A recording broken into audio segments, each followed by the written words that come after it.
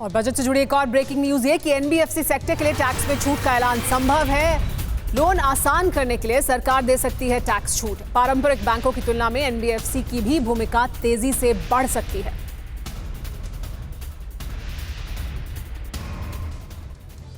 और स्टार्टअप्स को बजट में मिल सकती है टैक्स छूट। बड़ी खबर आपको बता रहे हैं, कम टर्नओवर वाले स्टार्टअप्स को छूट देने की तैयारी है। इनके प्रोडक्ट्स को जीएसटी से मुक्त करने का ऐलान संभव है।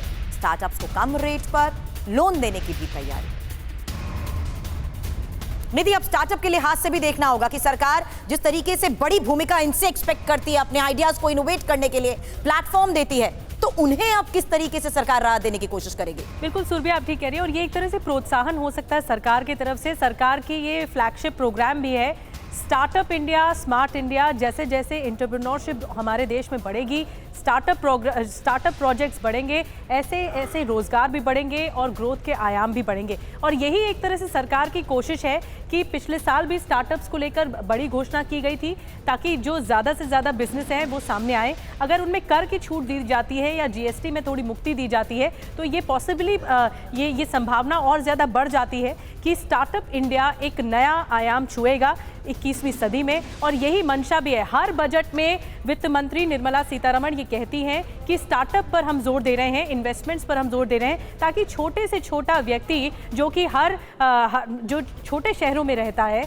वो स्टार्टअप कर सके। अगर उसकी बिजनेस की मंशा है, वो अगर व्यापार बढ़ाना चाहता है, तो वो स्टार्टअप प्रोजेक्ट खोल सकता है, ताकि कर मुक्त हो और बहुत ज़्यादा टैक्स को लेकर वो परेशान नहीं रहे। इसीलिए कहा जा रहा है कि अगर जीएसटी मुक्त होगा तो फिर उनको और फ्लरिश करने का मौका मिल सकेगा, बढ़ने का मौका मिल जानकारी भी है निधि, बजट में इस बार क्या हो सकता है। देखिए, अभी जो टैक्स हमारे स्टार्टअप्स हमारे देश में, उनको शुरुआती 3 सालों में टैक्स छूट मिलती है। और वो जो थ्रेशोल्ड लिमिट है, वो जो टाइमलाइन है, वो 1 अप्रैल 2023 है। अब ये माना जा रहा है कि इस टाइम को सरकार और आगे बढ़ा सकती है, ताकि जो स्टार्टअप्स उसके बाद खुलेंगे उनको भी वो 3 साल की टैक्स छूट मिले, शुरुआती 3 साल में जो सरकार देती है। और इसके अलावा जो 80,000 से ज्यादा स्टार्टअप्स है जिनकी मैं बात कर रहा था, देखिए 99% स्टार्टअप्स है जिनके पास IMB इंटर मिनिस्ट्रियल बोर्ड का सर्टिफिकेट नहीं है, और इसलिए उनको वो छूट नहीं मिलती, क्योंकि बहुत ज्यादा सख्त नियम है वहां पर। फिर वो कहां जाते हैं, वो DPIIT जाते हैं, जिसका अगर पूरा नाम ले यहां पर तो आंतरिक व्यापार संवर्धन विभाग, यानी रेगुलराइज करने की बड़ी आवश्यकता पड़ती है। इसीलिए थोड़ा इजी बनाने के लिए सिंप्लीफाई करने की कोशिश इस बार बजट में की जा सकती है स्टार्टअप्स को लेकर।